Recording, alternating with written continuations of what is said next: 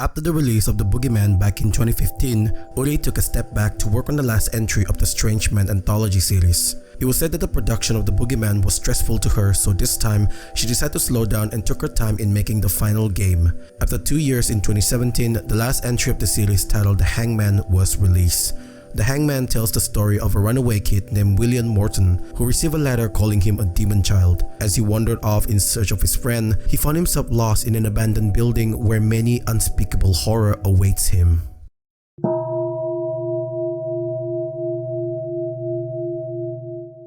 The game begins with a runaway kid arriving in a town in this snowy weather. He wanders in town until a fishing shop caught his attention. When he enters, the boy looked around the shop before finally settling on one of the fishing rods. The clerk saw this and complimented him on his choice, but instead of buying it, he quickly stomps the fishing rod in an attempt to destroy it, prompting the clerk to bring him to the back room to meet with the manager. The manager was furious and demanded to know his name so that he could be dealt with properly. The clerk, who was busy rummaging through his bag, found an address and a phone number of his guardian. This made the boy panic and attempt to stop the manager, but it was too late. A few minutes later, the guardian arrived. It was none other than David. It's here that we learn the name of the boy. Well, partially. The boy's name is Morton, Will for short. As for the reason why he's here, well, that's something we have to progress further to know why. For now, David paid for the damages and the two leaves the store. Along the way to his house, David asked a bunch of questions like whether his mother knew he was here and whether he had somewhere to stay, but Will kept quiet and wouldn't answer. When they got home, David told Will that he could sleep on his bed and tomorrow they would have a little talk. As soon as Will entered the bedroom, a rat came out of his pocket and started talking. Whew! Warm at last. I just about froze to death in your pocket there, Will. You hear that? Let's have a talk. Oh, you know he's gonna be mad. The rat, known as Pop, told Will that they should go to bed now, but Will had other plans. You see, he wasn't planning on staying in David's place. So in the dead of night, Will snuck out of the house and back into the cold street. Pop then urged Will to find a motel because they can't stay out too long under this cold weather. So Will wandered around town until finally, he saw a motel in the distance and went in. The owner is not friendly, to say the least. Seems like he hated runaway kids, but Will couldn't care less of what he thinks of it and just paid for the room. After a bit of misunderstanding where he was mistakenly given an already occupied room, Will finally gets his room. He turned on the TV and a police detective drama showed up. Pop noted that the drama was his father's favorite, which again, Will doesn't seem to care. I think I should explain a little bit about Will. So he lost his father when he was a kid. One day, he found a suspicious letter addressed to him that said that he's a demon child. There's more to this, but I'll let it unravel bit by bit. For now, all we have to know is that the letter is the reason why he's here in the first place. Anyway, the two then get ready for bed where Pop said they should go back to David's place tomorrow morning to apologize to him. The next morning, the two decide to return to David's place, but before that, they would have breakfast first. The two found a cafe nearby and decided to have their breakfast there. As Will was trying to order his food, he was greeted by a familiar looking redhead waitress, who I might say looked pretty adorable in that waitress outfit. The waitress is none other than Sophie. She took Will's order but then stopped for some reason. He looked at Will and for some reason, she recognized him. Surprised by this, Will panicked and ran out the cafe. Sophie tried to stop him but it's no use. He was already out. The clerk behind the counter then playfully teases her, asking Sophie if that person is her boyfriend. If anyone still didn't recognize her, this is Reagan, and I'm so glad that she's finally friends with Sophie again. Anyways, after running away quite far from the cafe, Will finds himself outside of town. Pop urged him to go back to David, but Will refuses. He noticed that Will is scared for some reason, so he proposed another alternative. If it's not gonna go back to David's, then he wanted him to find someplace warm to stay. Will saw the restricted area sign which will take him deeper into the forest, and since he got nothing to lose, he decided to enter, not knowing that that might be the worst decision of his life.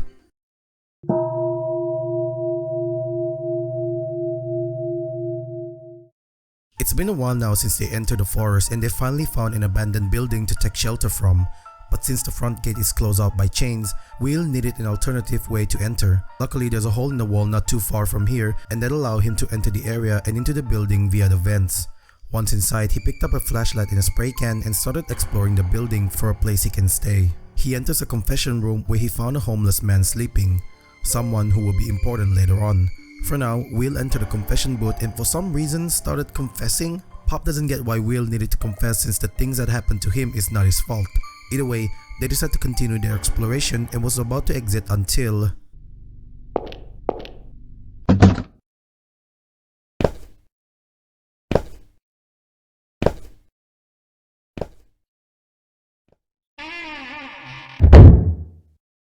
Was that hobo? Wonder if he heard that. I don't know about this place, but I do know it's creepy. I'm not feeling warmed at all. Let's find someplace else, Will. The homeless man from before was standing in front of the booth. Thankfully, he didn't enter but leaves instead. Pop got a bad feeling about it and urged Will to get out of this room and continue their exploration.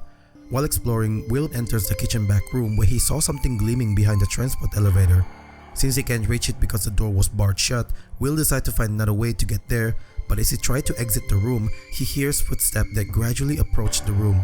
Will quickly turns off the flashlight, but then...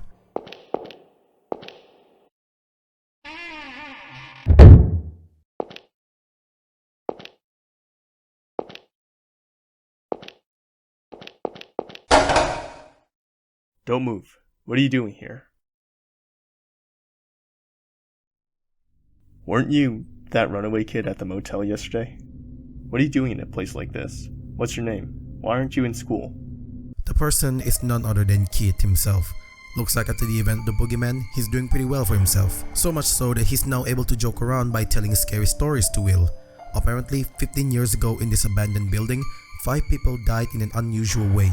Their stomachs were cut open and hung upside down. Since then, people who came here out of dare or just wanting to stay around have seen shadows and heard screaming. He then pointed at the wall where some kind of brownish liquid dripping from the bag, creating something that almost resembled a human body. This made Will scream and Pop run away. He then blamed Kid for scaring him and making Pop runs away, which he apologized and told him to not stay too long in this building. Will continues his exploration to find Pop. He went through a looping stairs which he solved by marking one of the stairs with a spray paint. After that, he went through the 4th floor and finally, he saw Pop. He chased after him but to no luck as Pop enters a room through a small gap. The door to that room could not be opened, so Will had to enter from the room next to it.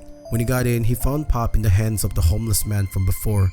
The man introduced himself as Ed, short for Edward. He told Will that he was staying here for reasons, but he will leave this place soon after he finds a black notebook which contains the things that he wanted to do. At this point, Pop suddenly bit Edward's hand and runs away. Will then excuses himself to find Pop but promises to find the notebook for him.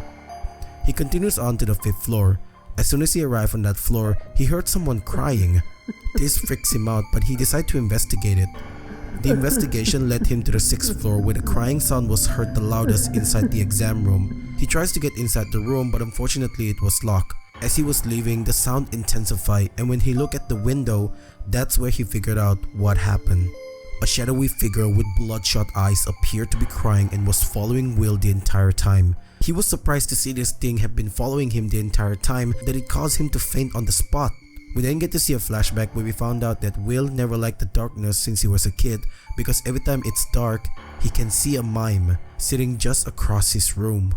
As soon as the flashback ended, Will woke up to see Kid covering him with his coat under the assumption that he was taking a nap. He then proceeded to ask him if he ever found his rat and told him that he should give up what he can because this place is ideal for him. When Will didn't answer him, Kid called his full name and asked how he is related to David. This caught Will's attention and he told Kid that he's David's cousin. He then asked for Kid to come with him to find Pop, which Kid refuses since he got some other things to do, but Will insists, saying that it's his fault that Pop runs away. Still, despite that reasoning, Kid wouldn't come with him but promises to Will that he will capture Pop if he ever saw him. Seeing that no amount of persuading would change his mind, Will gave up and just told him what Pop looked like and continued on. Before leaving, Will secretly checked Kid's bag and found a photo of the building they're in. Kid scolded him for snooping around and it's here that we learn about the history of this abandoned building. Apparently, this building used to be a mental hospital but was shut down years ago. It was then repurposed as a homeless shelter for a few years after a millionaire named Jim Cork bought the whole forest. Will then expressed his fear, how he felt that this place could be haunted because he saw shadows and heard weird noises. Kid dismissed his fear and told him that stuff like that didn't exist. After a little talk, Will enters the room next to him and finds a key. This key unlocks the documents room. When he enters that room, he found Pop? Pop! Good, I found you. Come on down, Pop. Let's go. This place is just... You can't get down? Wait there. I'll get you down.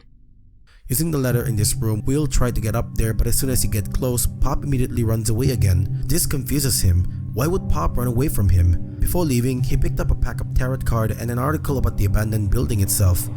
Here we learn more about what happened 15 years ago in this abandoned building. The tragedy of the happy murder, as the article calls it. It tells a gruesome story about how 5 people were found hanging on a rope to resemble the hanging man. 5 people confessed to the murder, but their motive varies from not liking that person to having an argument. But one thing for sure is that all 5 of them said that they were happy after committing the murder. After reading about the article, Will felt fear coursing through his body. He needs to find Pop and get out fast. As he exits the reception room, he saw an open door in the room across him. When he enters, it took him to a waiting lobby. Will explores the area and came across a flower pot with a headless doll inside. As he was about to grab it, suddenly, he heard footsteps behind him, which turns out to be none other than Sophie herself. She told him that she was here to take him back to David, and without waiting for his answer, he took him out of the building. They were nearing the exit when Will forcefully told her to stop. He demanded to know what she meant by knowing David. Sophie explained that after she finished work, she called David to tell him about Will. She then learned that Will is David's cousin and had been missing since yesterday, so she decided to help him out by finding him. She then explained that a truck driver told him that he saw a boy wandering into the restricted area. She then follows the path that eventually led her into the abandoned building. Will then told her that he won't be going home for now since he had to find his friends first. Sophie immediately agrees to help Will find his friends since she knows what it was like to lose a friend. Both of them returns to the lobby area since Will wanted to examine the headless doll further, but when he got there, the doll was gone. They wandered off until they entered a room where they met Kit, who was busy investigating. Sophie greeted Kit and the two of them talked for a bit. Side note here, I love how I get to see both of them again and how much their relationship improves. Remember, in the Boogieman, both of them did not have a good start, but over time, they somehow become friends, and in this game, they're close enough to make fun of each other. That's character progression. The two begin exploring, solving card puzzle, and even seeing more shadowy figure. After experiencing all of that, they arrive upstairs where they broke down a fragile wall to enter the room. In this room, Will noticed that there's a hole on the ceiling. Since there's no other way to go upstairs, he resorted to stacking the tables and chairs to go up there. In that floor, they entered a room where the door was slightly open for some reason, and after looking at the photo of the model repeatedly like every healthy boy would do, Will found a code that unlocks the safe box nearby and obtained a black notebook, the very notebook that Ed was looking for. They continued on going up where they heard Pop squeaking noises inside the dining hall, and sure enough, Pop was there. Will excitedly showed Pop to Sophie, but she was horrified to know that it wasn't a human friend he was talking about. Pop, say hi. This is Sophie. Ah! Why are you carrying that rat? Don't tell me your friend was... This is Pop. He's my friend. I've been looking all over for him. No! Keep it away from me! That's disgusting! Pop, wait! You're friends with that rat? You've gotta be joking. Those things are so gross. Not to mention... I guess Sophie forgot that she was friends with a mermaid, huh? As Sophie was about to leave, Will realized that shouting at her was not a good idea and tried to stop her, but he stopped dead in his track because on her back, he saw Murdoch, one of his imaginary friend who he never saw again after Pop came. Will wondered, why now? Why did he appear now? We then see a flashback of Will when he was a kid. He got into an argument with another kid named Mitch and the teacher had to break it off. Will blamed Captain Murdoch for hurting Mitch, but the teacher didn't believe him and instead told him to stop lying. It then changes to a scene where Will was all alone in the class and Murdoch came to comfort him, telling him that there's no reasons to be friends with Mitch because he was a bully and Will knows that. The flashback ended with Murdoch reassuring Will that he had nothing to worry about since he have lots of friends. Imaginary friends, that is. When the flashback ended, Will decided to apologize to Sophie because he felt bad about what he said. He realized that Murdoch is always telling him to push anyone away who try to befriend him, but this time he's not going to let that happen. However, he hesitated for a while, and when he finally decided to see her, Sophie was already gone. Since there's nothing he could do, he went back inside the dining hall to explore the place further and found Ed inside the kitchen. Will was surprised to see how he managed to get here. Ed then told him that he knew some secret routes in this building since he used to explore here all the time. A bit suspicious, but Will didn't think too much of it and handed him the notebook, which Ed excitedly thanked him. He then asked Ed if the note belonged to him, which he said no, and told him that it belonged to someone named George, who used to live here 15 years ago. He also revealed here that he used to live in the shelter and became friends with that person. Ed then noticed that Will was a bit down and asked him if something happened. Will then told him how he found Pop but got separated again. He also mentioned that he had help from a girl named Sophie, but he said something mean to her which drove her away. Ed then told him to apologize to Sophie because no matter how you look at it, Will was the one who is in the wrong. Before he leaves, Will asked if Ed knew about the Happy murder case. Ed reluctantly said he knew about the incident and was surprised to see so many police came. Will sympathized with him because he must have felt scared to see 5 people suddenly died.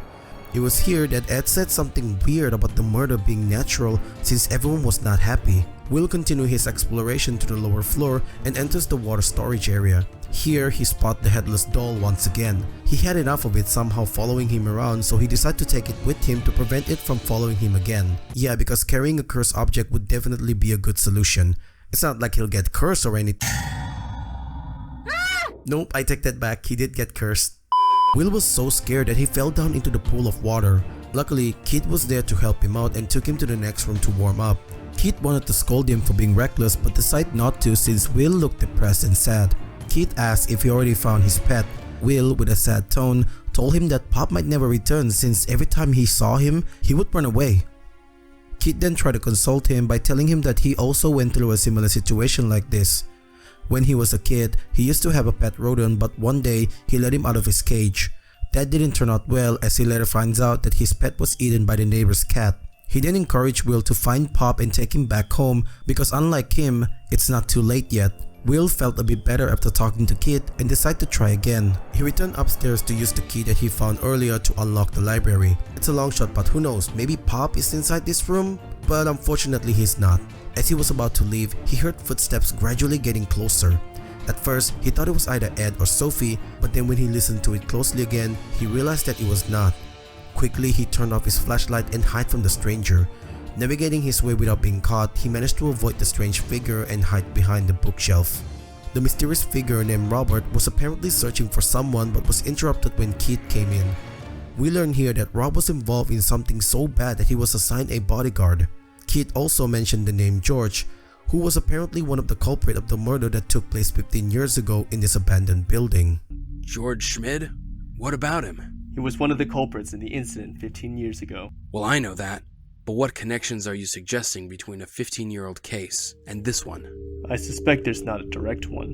Still, there's a shortage of clues on him. I have to pay attention to the trivial details.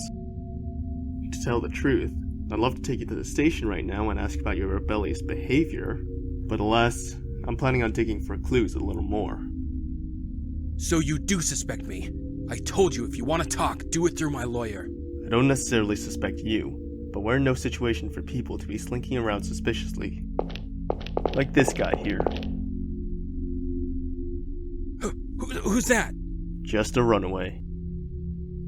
Will, leave. Be quick about it. After being scolded by Kit for snooping around, Will wanders off and found himself in the medicine room. As he was investigating the room, he met with Robert once again. Robert introduced himself again to Will and asked what is he doing in this building. Will told him that he was looking for his missing friend. After hearing his reasons, Robert advised him to leave now because it's snowing badly outside and he probably doesn't want Will to catch a cold. He then asked him how he knew Kit, which turns weird because Robert said this. What's your relationship with that detective? I only just met him earlier. What about you? You know him? He came to me 3 days ago for an investigation of a murder that took place a week ago. Oh, don't worry. I'm not the culprit, of course. Will then asked him the reason he come to this place knowing that a murder took place in this building 15 years ago. Robert then revealed that he used to live here and while it's dirty and creepy, he did have fun memories here and wanted to reminisce the good old days. Before leaving, Robert advised Will once again to leave the place after finding his friend. And he was about to go until Will mentioned Ed's name. This triggered Robert for some reason and he suddenly becomes violent. This surprises Will, but nothing could have prepared him for what is about to happen. Stop it! Don't touch me! Let go! Pop? Rats? What's with this thing? Disgusting! Leave me alone! You damn rat! Ah! You stomped on my friend! Friend? What? A gruesome scene of a rat being squished to death by Robert is shown. Will was furious and was ready to hurt Robert, but luckily, Kid was there to apprehend and calm him down. He told Robert to go while he dealt with this. Will was devastated that Pop was killed. He never gets to say his goodbye. However, despite Will convinced that the corpse is Pop, Kid had other ideas.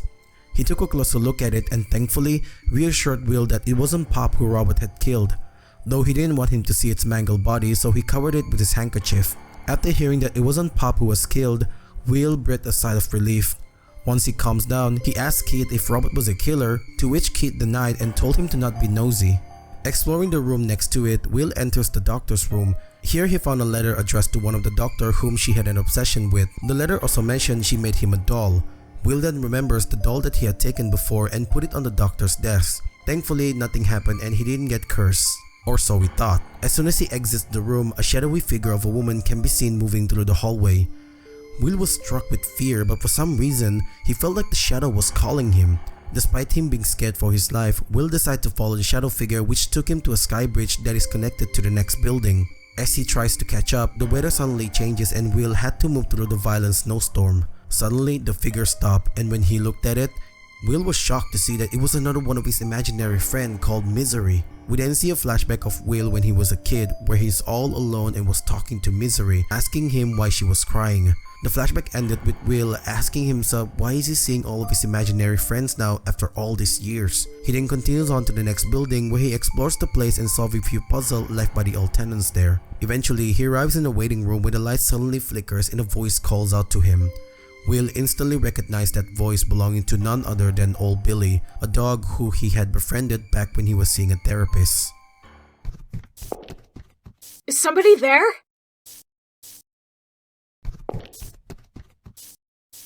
Poor little Will.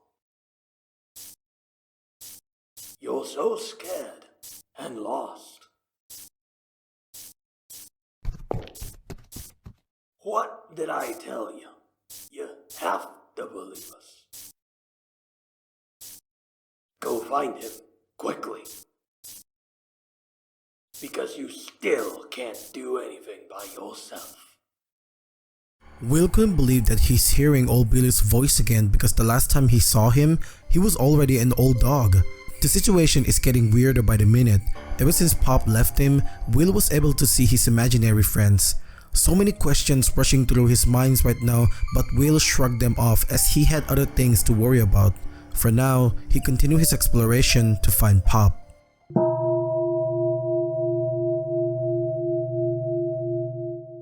Exploring through the building, Will came across a locked gate. As he tried to open it, the unstable condition of the building caused another collapse, resulting in Will being thrown into the room next to it, locking him in by accident. As he screams for help, the hangman cart which he had with him the entire time fell out of his pocket. When Will saw this, he was reminded of the time when he met the hangman.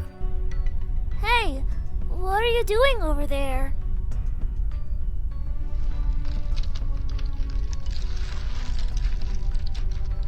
Does it look like I'm playing around?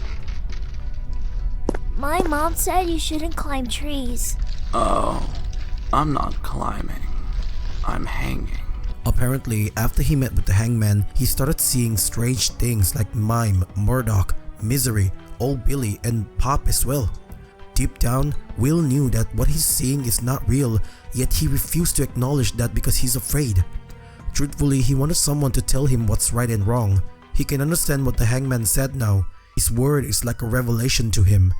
Maybe it's impossible for Will to do that. Maybe he is a demon child like the letter said. He started crying for a while but stopped not long after that. Will realized that he's not gonna get out by crying, so he calmed himself down and avoid thinking about the unnecessary stuff before. He checked the door and found out that the handle is broken. Looking through the gap, he found out that the bolt locking the door was not moving, so he needed something L-shaped to open the door. Since he got no other option, he uses the hangman cart that he had to make the L shape and carefully lift the bolt. It took him a while, but finally he managed to get out. Since the gate is locked, Will returned upstairs back to the main entrance. As he made his way to the exit, he heard a sound coming from upstairs and decided to check it out. Turns out it was Robert who is putting down a painting for some reason. He apologized to Will for killing the rat, but Will didn't mind it since it wasn't his anyways. Will then asked him why did he grab him after he said Ed's name, which made Robert angry for some reason. He then blurted out something about blaming his father for everything that had happened to him. Will was obviously shaken by this. Something is definitely wrong with this person and he needs to get away from him fast. At this exact moment, Keith enters the room, and when he saw how unstable Robert is behaving, he asked Will to come to his side, but Robert suddenly grabbed him and demanded Keith to throw away his gun. Keith does as he was told and reassured Robert that he's not here to arrest him. The two then had a back and forth conversation where Robert broke down in tears in the end. He begged Keith to let his brother Ed go. He knows that Ed didn't mean to kill his father. This surprises Will because not only did he not expect Robert to be Ed's brother, but the revelation that he also killed his own father. In the end, Robert released Will after being convinced by Keith that he's capturing Ed for his own good since he can't run away forever. After the whole incident, Will realized that he's been hanging out with a killer this whole time and runs after Keith to inform him. Along the way, he picked up the gun that Keith had thrown away before and head down to the 3rd floor. Keith! What? I haven't seen your rat. Keith, I've met Ed. What? Here? Why didn't you tell me sooner? Ed said he'd been living here for a little while. Does that mean he's been hiding all along? I get it. That lousy Robert. So that's the story. Will, it's time to put your rat search on hold. You're getting out of here. Oh, Keith. Here, your pistol. It fell into the room upstairs. Thanks. As Will went up the stairs to leave the building, he saw Pop running into the room and decided to chase after him. This time, he managed to catch him, but the two ended up falling into the garbage disposal area. As he searched for the flashlight, Will heard someone talking on the other side.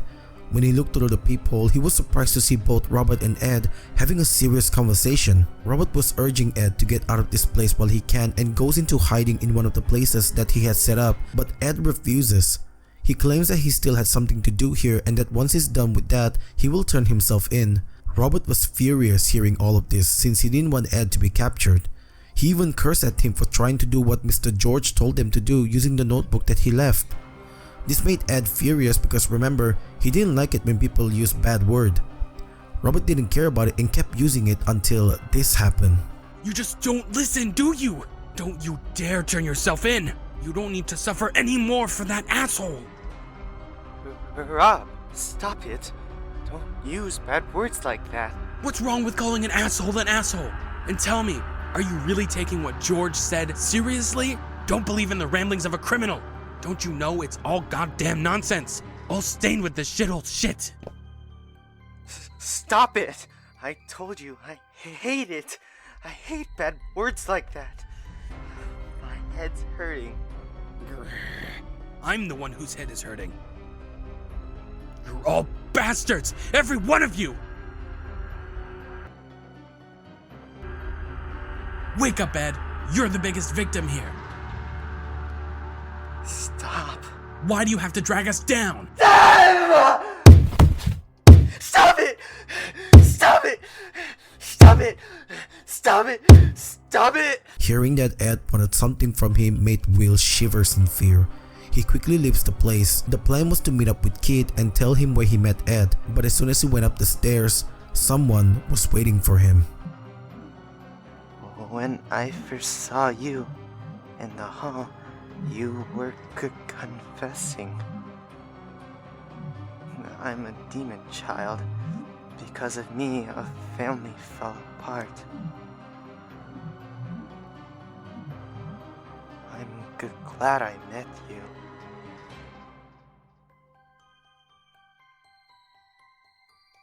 I want to be happy too.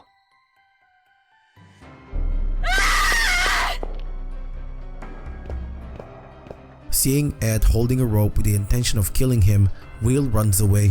He kept running until he reached the sky bridge where he saw Keith. He immediately went up to him and told him everything, from witnessing Robert being killed by Ed to meeting him and hearing what he had planned on doing to him when he caught him. When Keith heard all about this, he and Will immediately made their way to the exit. As they were running through the building, part of the ceiling fell down and hit Keith. Will was unharmed by it because Keith managed to push him away the moment he heard something. Seeing that they're currently in building 3, Will remembers that in the staff room there's a bunch of unused towels. Without hesitation, he quickly went downstairs to grab the towels and went back up, only to meet Ed, who threatened to snap Keith's neck if he didn't follow him. Will had no choice but to listen to what he said. It then switched to Will being tied up to a chair. Ed was getting ready to kill him, but then out of nowhere, Keith suddenly woke up and shot him, causing him to run away in fear. Using his last remaining strength, Keith unties him. When Will saw how badly Keith was injured, he panicked and didn't know what to do. Suddenly, a familiar voice is heard. It's none other than Pop himself. Will wanted to celebrate this, but he couldn't because right now, he needed an idea to save Keith. Pop then told him that he could always run away and leave Keith behind. Will wholeheartedly refused that idea because Keith has been nothing but good to him and had been helping him this entire time. Seeing that Will is too stubborn to go, Pop gave him another hint that he should just run away. Since running away is what he's good at, he should use that to his advantage and just gotta be brave with it. Will instantly understand what Pop meant by that. Not long after that, Keith regained consciousness and told him to run away while he still can. Will refused to do that since Ed will definitely kill him, so he proposed that he become the bait, but Keith strongly opposed that idea as he didn't need him to worry about him and just go. Still, he refuses and told Keith to hide while he distracted Ed long enough for Keith to get away. He then thanked him for protecting him and went off to face Ed. When he's sure that Keith couldn't see him, Will slows down his pace. Fear gripped him. He knows that what he's about to do is probably the most dangerous thing he ever did in his entire life. As soon as he reached the stairway, Ed comes out of one of the rooms. It's now or never. Will knew that Ed hated when people swears, so he used it against him to rile him up. The plan was to get his attention, to focus only on him to buy just enough time for Keith to run away. Will kept cursing him, despite Ed warning him to not do that, but he kept going and it made him angry. Once he saw that, Will knew that he got his attention. He told him to try and catch him, and then he runs off. The game is on. Okay, I'm interjecting here. So this part is where you're supposed to run away from Ed. To be honest, there's no problem in that except for two things. One, every time Will got jump scared by Ed, there's a slight delay where he'll jump and stand there for 1 second before you can actually move. Not really annoying, but if you kept getting caught by Ed, you have to see this animation a lot of times, which is annoying since it's not even that scary. Sure, one time is understandable, but every single time Ed appear out of nowhere? Yeah, come on. The second thing is when you get down to the hallway, which will lead you to the second building. This part is where I restarted the game a lot of time because I couldn't figure out why Ed is running so fast in this part. I thought I was so slow, so I tried it again and failed, and then I realized that I wasn't supposed to go there, but instead I had to go to the other way upstairs. You see, right at the start, I'm not supposed to go down there because even though this is the fastest way to get to the other building, you weren't allowed to go there because Ed is always there 100% to capture you. So what you have to do was go down a level and go through the left side. How was I supposed to figure that out without a guide? The rest of this part is pretty straightforward. Just follow through the path, and occasionally Ed would try to get sneaky by appearing one side and you have to turn back, but other than that, nothing too serious. Once you move outside, you have to move your way through the forest, which honestly, on paper sound easy, but my ass managed to mess it up badly because visibility is so bad. But still, I managed to get through here and get to the final cutscene. Will reached the end of the forest with no way out in sight. However, he was a bit relieved because Ed was still chasing him this far. He told Ed that all of this was his plan from the very beginning, to lure him away long enough for Keith to get away, since he knew Ed needed both of them to be quote-unquote happy. Ed was surprised to hear this. Will then told him that he was happy that Ed was the only one who believed him that Pop could talk, since he knew that he was not making sense at that time, and he knew it, but the fact that someone actually believed him, he was thankful to Ed, but that was no good. He told Ed that if he only think about himself, in the end, he will end up alone. Sacrificing someone wouldn't make him happy, and even if it did, someday that guilt will trap him, especially as someone as kind as him. Will asked for Ed to atone for his sin. Ed then let out a cry and attacked Will, which resulted in this glorious one-liner from Will. Help me, Will. I don't know what to do anymore. I know there's something wrong with me, but then what should I do? Even if you become happy that way, it'll still just be you. And someday, you'll end up hanging yourself. I don't want that at all. I'll never be a hanged man! He said it! He said it! A gunshot is heard. It was none other than Kid and... Sophie? Well, what the heck are you doing here? Jokes aside, Will, upon seeing both of them, collapsed due to fatigue. It then cuts to the hospital where Will heard Kid talking to someone about giving a kiss. Okay, this is definitely his wife. The two was about to get intimate until... That's right. I'm not a child, so do as you please. Gee, thank you for ruining the moment, you piece of shit. As soon as Will woke up, he asked what happened to Ed. Here we learn that Ed confessed to the murder and he's being questioned right now.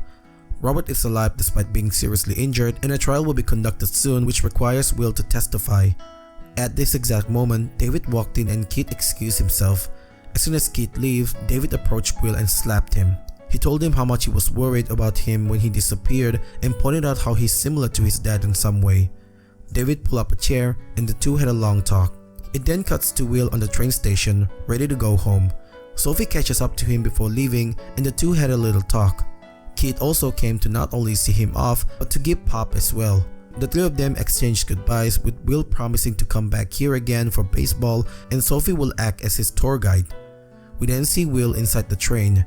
Will can be seen talking to Pop, but for some reason Pop wouldn't talk to him anymore. Despite that, he still pushes on because he knew that he'll be fine since he's not a demon child like the letter claims him to be. The game then ended with Will looking forward to meet with everyone next time.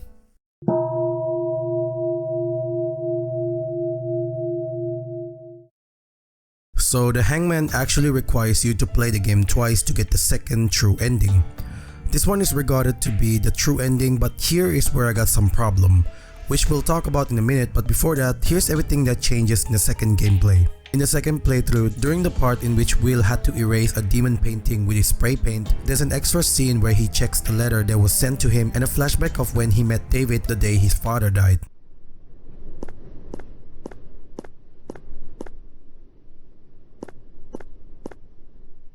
What are you doing there? There's a ladybug.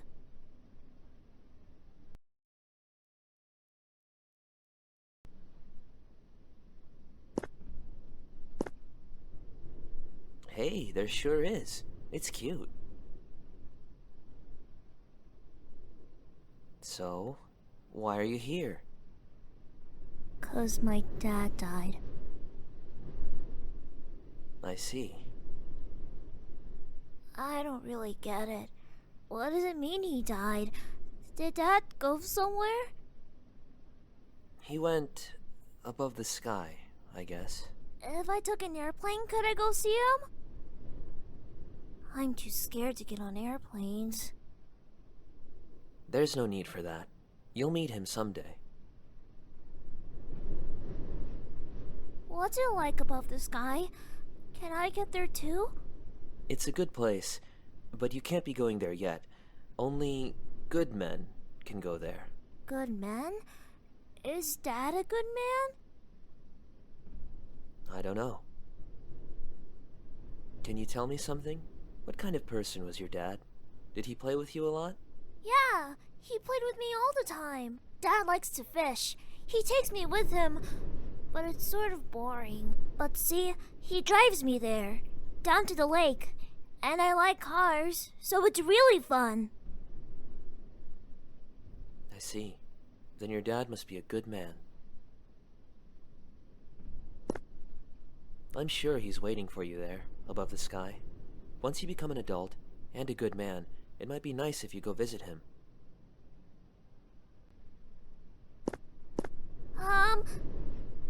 My name's Will.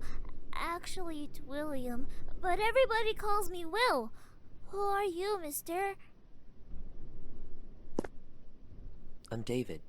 David Hoover. See you, Will.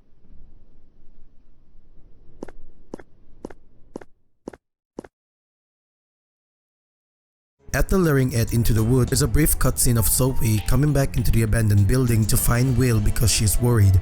Here, she found Kid badly wounded. This explained why she was with Kid at the end of the game. After Will collapsed due to fatigue, we get a flashback scene where he first heard Pop talking. Jeez, I can't... Is somebody there? Over here, Will. Mr. Rat, you can talk? It was also revealed here that after Will had popped, he stopped seeing his other imaginary friends. There's also a foreshadow here on what happened to Pop. What happens? What should I do? Will. Didn't I tell you? You gotta be a real good man.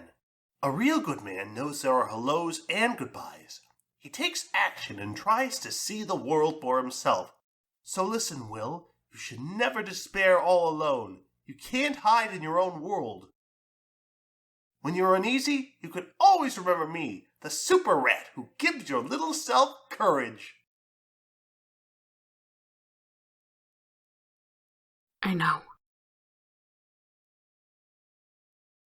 I know, Pop.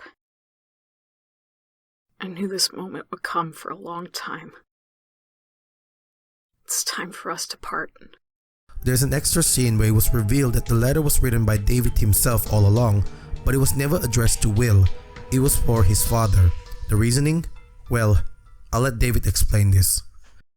You wrote this letter, didn't you? Why do you think that? It's your writing. You got 1 out of 3. Yes, I'm the one who wrote that. But I didn't mean for it to be a threat.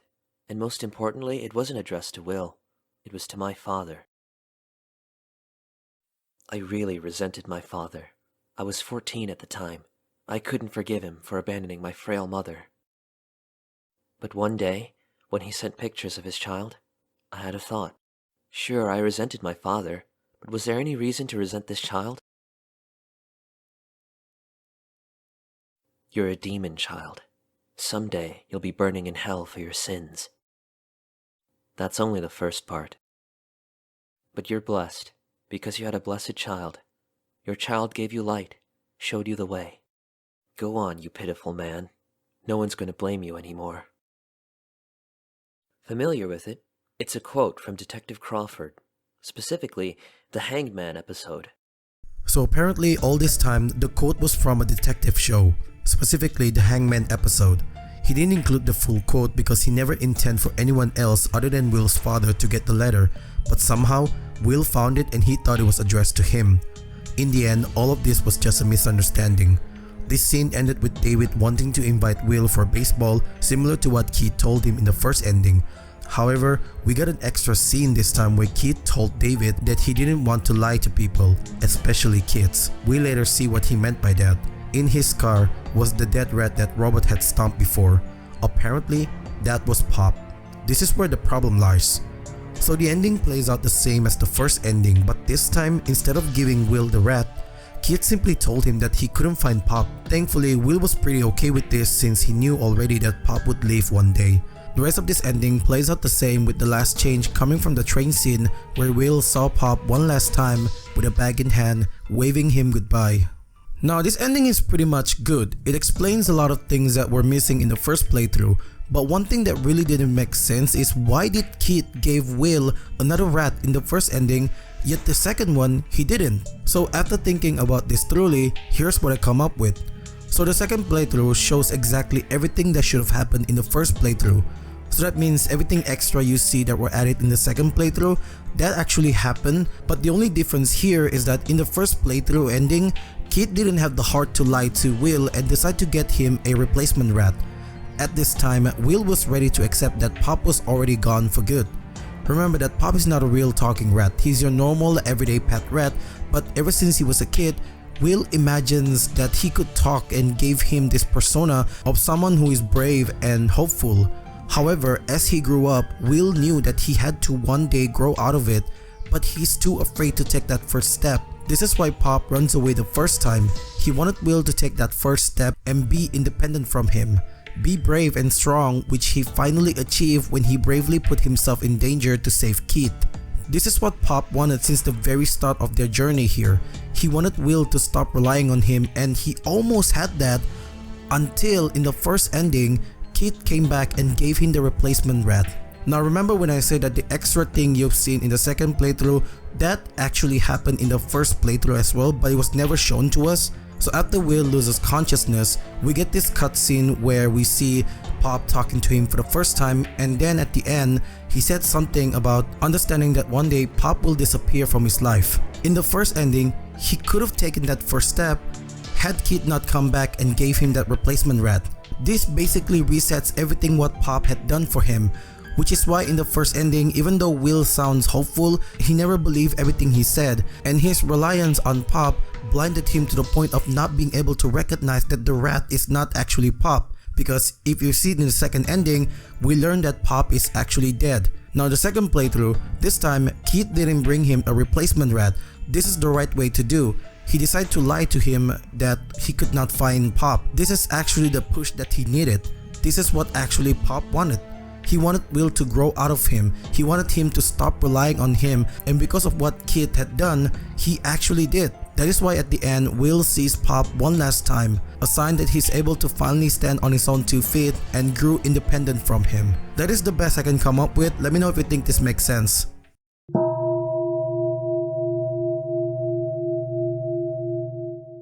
So the Hangman has 5 endings. I already explained the 2 endings, so now let's talk about the other 3 bad endings. So to trigger this ending, there's 2 specific moments that you need to take note. The first moment is whether you chase after Sophie or not, and the second moment is whether you gave back the pistol to Keith or not. The first ending is achievable by not chasing after Sophie and not giving the gun back. The scene plays out the same as the first ending, but then in the room where Will was strapped to a chair, instead of shooting Ed, Keith pushed him off and told him to run. Will runs away and hides in a room and waited until Ed passed through. He then returns to Kid and found him like this.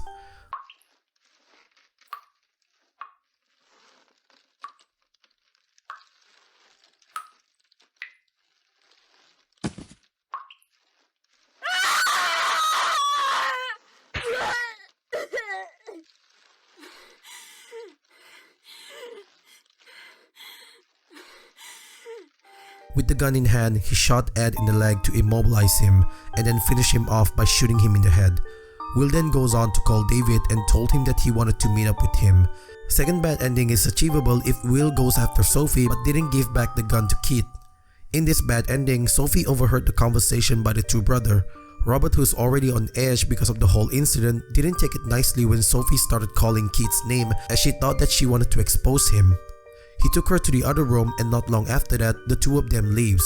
When Will goes on to check what happened, he found this. Here's the scene of Will finding Sophie. Upon finding Sophie's lifeless body, Will instantly throws up.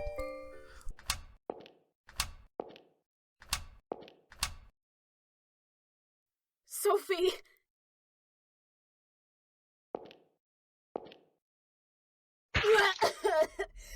Upon finding Sophie's lifeless body, Will instantly throws up. He decided to warn Kid about the 2 brothers and told him what happened to Sophie. The next scene happened when Kid was crushed by the falling debris. Will found an unused towel and took it to Kid, but Ed was already there. Will immediately told him to stay away from Kid, otherwise he'll kill him like how he killed Sophie. He was ready to shoot him with the gun, and then this happened. Shut up! You damn murderer! You killed Sophie! What? You bastard! Wait, don't fire. That gun's...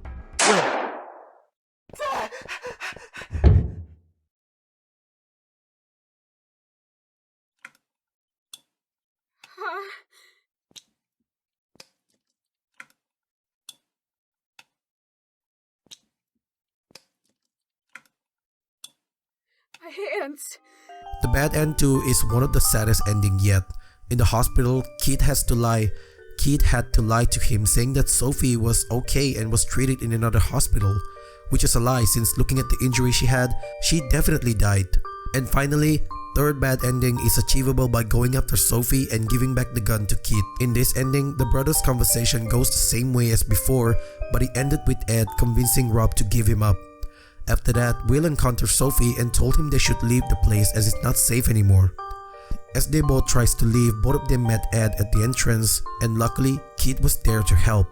He told them to come to his side while he questions Ed. All of this is going well until this happened. Ed? Let's go, Ed.